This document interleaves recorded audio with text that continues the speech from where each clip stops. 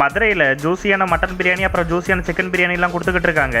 நாங்கள் சாப்பிட்டதுலேயே பெஸ்ட் பாஸ்மதி பிரியாணி இதுதான் சொல்லுவோம். ஸோ எங்க இருக்குன்னு தெரிஞ்சுக்கு முன்னாடி இந்த வீடியோக்கு ஒரு லைக் பண்ணிட்டு நம்ம சேனலை சப்ஸ்கிரைப் பண்ணுங்க. Dudes and டூடிஸ்.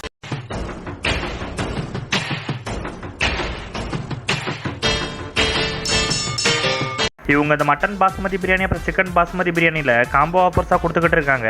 இந்த மட்டன் பாஸ்மதி பிரியாணி காம்போவில் என்னென்ன வரும்னா, நல்லா ஜூஸினா 4 மட்டன் பீஸை வச்சு அது கூட மட்டன் பிரியாணியை வச்சுறாங்க.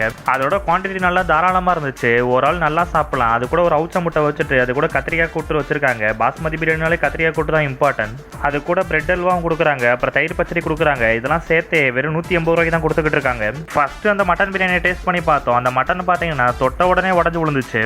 அந்த மட்டனை கொஞ்சம் பிச்சு அந்த பிரியாணி கூட சாப்பிடும் போது டேஸ்ட் சம்மதம்சமா இருந்துச்சு. நாங்கள் மதுரையில் சாப்பிட்ட பெஸ்ட் பாஸ்மதி ஸ்டைல் மட்டன் பிரியாணினா இதுதான் சொல்லுவோம். அந்த மட்டன் அவ்வளோ சாஃப்டா இருந்துச்சு. உங்களுக்கு வீடியோல தெரியும் நினைக்கிறேன். ஏன்னா அந்த அளவுக்கு ஜூஸியா இருந்தனால தான் மட்டன் பிரியாணி இவ்வளோ டேஸ்டா இருக்கு. அப்புறம் அவங்க பிரியாணி கொடுத்த பன்னல்வா அதுவும் டேஸ்ட் செம்மையா இருந்துச்சு. நம்ம கல்யாண வீட்டில் சாப்பிட்ட எப்போ இருக்குமோ அந்த அளவுக்கு இருந்துச்சு. அப்புறம் அந்த பிரியாணியை கொஞ்சம் எடுத்து அந்த கத்திரிக்காய் கூட்டில் சேர்த்து வச்சு சாப்பிட்டோம். அதோட டேஸ்ட் செம்மையா இருந்துச்சு. மஸ்ட் ட்ரைனே சொல்லலாம் இது.